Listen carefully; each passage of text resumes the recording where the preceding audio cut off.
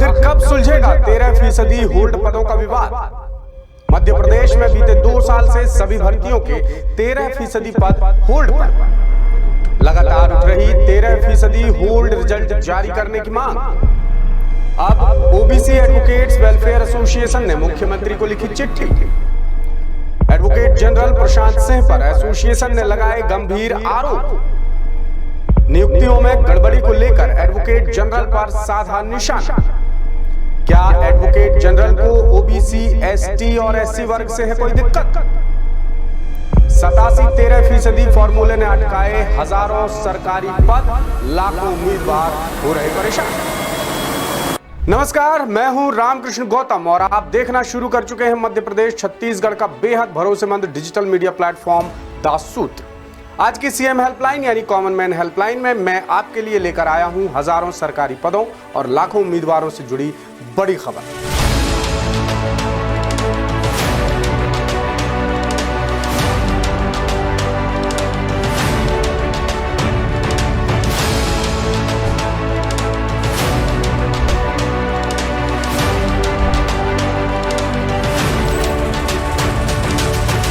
मध्य प्रदेश में बीते 48 महीनों यानी 2 साल से भी ज्यादा वक्त से सभी सरकारी भर्तियों के 13% पद होल्ड पर हैं, जिसकी सबसे बड़ी वजह है 87-13% फॉर्मूला, जिसने हजारों पद और लाखों उम्मीदवारों को बुरी तरह उलझा कर रख दिया है, जिसे सुलझाने के लिए उम्मीदवार लगातार मांग कर रहे हैं। उनका भविष्य, उनका करियर दांव पर लगा है।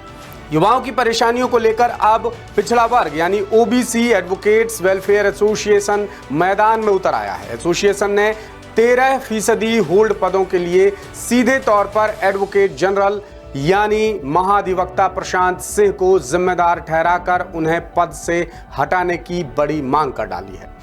एसोसिएशन ने मुख्यमंत्री डॉक्टर मोहन यादव को चिट्ठी लिखकर एजी प्रशांत सिंह पर गंभीर आरोप लगाए हैं।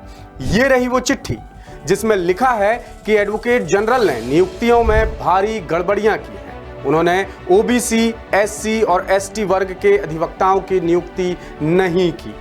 एजी अपनी ज्वाइनिंग के दिन से ही आरक्षित वर्ग के साथ भेदभाव वाला रवैया अपनाकर उनके साथ अन्याय कर रहे हैं। एडवोकेट जनरल के ऑफिस में गवर्नमेंट एडवोकेट्स की सभी वर्गों की संख्या के अनुपात में नियुक्ति नहीं की गई है। ओबीसी वर्ग में 17% होल्ड पदों को अनहोल्ड कर नियुक्ति देने के बारे में उन्हें कई बार अवगत कराया गया, लेकिन उन्होंने ध्यान नहीं दिया। ओबीसी आरक्षण केस सुप्रीम कोर्ट में ट्रांसफर होने के चलते इस केस से जुड़े अंतरिम आदेशों का अब कोई मतलब नहीं रह गया। एजी के अवैध विधिक अभिमत के आधार पर 100% भर्ती नहीं करने और 13% ओबीसी पद होल्ड करने को लेकर सामान्य प्रशासन विभाग से कानून के विरुद्ध नोटिफिकेशन जारी कराया गया। एजी ने इंदौर, ग्वालियर, जबलपुर और नई दिल्ली में 2 सैकड़े से ज्यादा गवर्नमेंट एडवोकेट्स की नियुक्ति की अनुशंसा कर मध्य प्रदेश सरकार से नियम विरुद्ध नियुक्तियां करवाई। एजी ऑफिस में गवर्नमेंट एडवोकेट्स की नियुक्ति कराई गई, जिसमें अपनी जाति के लोगों और रिश्तेदारों को प्राथमिकता दी गई। आरक्षित वर्ग के प्रति द्वेष रखते हुए एजी प्रशांत सिंह ने अनुसूचित जाति वर्ग के सिर्फ 2 और ओबीसी वर्ग के 6 एडवोकेट्स नियुक्त किए, जबकि अनुसूचित जनजाति वर्ग का एक भी एडवोकेट नियुक्त नहीं किया। तो ये कुछ आरोप हैं एडवोकेट्स एसोसिएशन के, जिन्होंने मुख्यमंत्री को चिट्ठी लिखी है और एडवोकेट जनरल प्रशांत सिंह को पद से हटाने की मांग की है। इसके अलावा उन्होंने ये मांग भी की है कि सरकार के कानून के विरुद्ध अभिमत देकर एजी ने ओबीसी वर्ग के साथ बड़ा भेदभाव किया है, इसलिए पद से तो उन्हें हटाना ही चाहिए। साथ ही जांच कमेटी भी बनाई जाए और जांच कमेटी से उनके खिलाफ जांच कराई जाए। इसके अलावा उनकी अनुशंसाओं और अभिमत के आधार पर हुई गवर्नमेंट एडवोकेट्स की तमाम नियुक्तियों को निरस्त कर ओबीसी, एससी और एसटी वर्ग के एडवोकेट्स को समान अनुपात में नियुक्ति दी जाए। ये मांग है ओबीसी एडवोकेट्स वेलफेयर एसोसिएशन की। अब ये आरोप प्रत्यारोप की बात हो गई। अब आपको हम बताते हैं 87-13% फॉर्मूला और आरक्षण का जो पूरा विवाद लंबे समय से चल रहा है उसके बारे में। दरअसल कांग्रेस की कमलनाथ सरकार के कार्यकाल में ओबीसी वर्ग को साधने के लिए आरक्षण बढ़ाया गया था, ये बात आप सभी लोग जानते हैं। मध्य प्रदेश में 8 मार्च 2019 को अध्यादेश जारी कर ओबीसी आरक्षण 14% से बढ़ाकर 27% कर दिया गया था। 14 अगस्त 2019 को सरकार ने बाकायदा आरक्षण संबंधी कानून बनाकर विधानसभा में पारित कर दिया और आरक्षण अधिनियम 1994 की धारा 4(2) में संशोधन कर कानून भी लागू कर दिया। इस मामले को लेकर कोर्ट में एक के बाद एक कई केस लगाए गए। बाद में कांग्रेस की कमलनाथ सरकार अचानक गिर गई और मध्य प्रदेश में आ गई बीजेपी की सरकार। इस दौरान सरकारी नियुक्तियों और भर्तियों में स्टे होने पर शिवराज सरकार ने सितंबर 2022 में एक आदेश निकाला और कहा कि केवल 87% पदों पर ही भर्ती दी जाएगी, जिसमें ओबीसी को फिलहाल 14% आरक्षण मिलता रहेगा। बाकी 13% पदों पर अनारक्षित और ओबीसी दोनों ही वर्ग के उम्मीदवारों को तवज्जो दी जाएगी, लेकिन फाइनल रिजल्ट जारी नहीं होगा और भर्तियां भी नहीं होंगी। अब फिर कुछ देर के लिए आपको थोड़ा पहले ले चलते हैं और देखते हैं कि कमलनाथ सरकार में ओबीसी आरक्षण बढ़ने से पहले क्या स्थिति थी, यानी किस वर्ग को कितना आरक्षण मिलता था इससे पहले। तो इससे पहले मध्य प्रदेश में ओबीसी वर्ग को 14%, एससी वर्ग को 16%, एसटी वर्ग को 20% और ईडब्ल्यूएस यानी आर्थिक रूप से कमजोर वर्ग को 10% आरक्षण मिलता था। ओबीसी का आरक्षण 14% से बढ़ाकर 27% करने के बाद कुल आरक्षण हो गया 73% यानी 73%।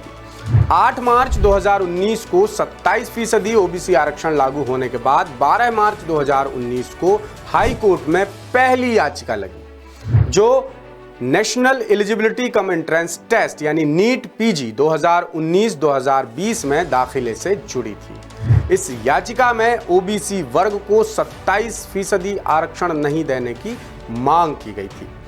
याचिका की सुनवाई में हाईकोर्ट ने 19 मार्च 2019 को संभावना के आधार पर अंतरिम आदेश दिया था।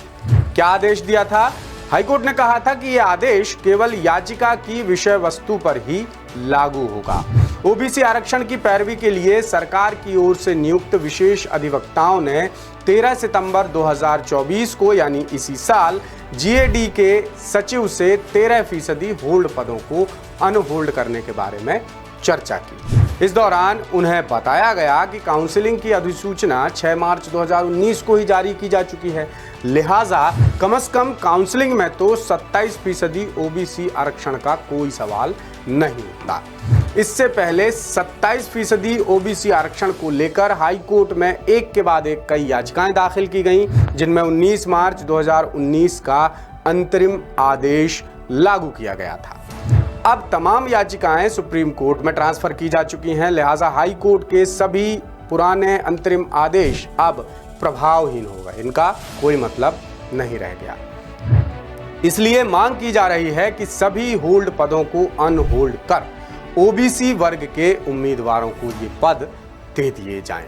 अब तमाम मामले हाई कोर्ट से ट्रांसफर होकर सुप्रीम कोर्ट में चले गए हैं, जिन पर अगले 15 अक्टूबर को यानी कुछ दिन बाद सुनवाई होनी है और जब तक सुप्रीम कोर्ट से आरक्षण पर अंतिम फैसला नहीं आ जाता तब तक 13% होल्ड पदों का मामला यक्ष प्रश्न ही बना रहेगा, इसका उत्तर नहीं मिलेगा। अब सबकी नजरें इस बात पर हैं कि सुप्रीम कोर्ट क्या फैसला सुनाता है। कुल मिलाकर ओबीसी एडवोकेट्स वेलफेयर एसोसिएशन का कहना है कि सारा मामला एडवोकेट जनरल प्रशांत सिंह की वजह से बिगड़ा है। उन्होंने सीधे से मामले को जलेबी की तरह उलझा कर रख दिया है, लिहाजा उन्हें पद से हटाकर उनके खिलाफ कड़ी जांच बैठाई जाए। अब देखने वाली बात होगी कि मोहन सरकार एसोसिएशन की चिट्ठी पर क्या रुख अपनाती है और 87-13% फॉर्मूले का विवाद कब सुलझता है, कब मिलता है उम्मीदवारों को इस यक्ष प्रश्न का उत्तर। इस पर सबकी नजरें टिकी हुई हैं। ये खबर हमने आप तक इंदौर से हमारे स्पेशल करस्पॉन्डेंट संजय गुप्ता के जरिए पहुंचाई है। अब मैं रामकृष्ण गौतम आपसे लेता हूं विदा। ताज़ा और सटीक खबरों के लिए बने रहिए दास सूत्र के साथ। देखते और पढ़ते रहिए daसूत्र.com। नमस्कार, शुभ रात्रि।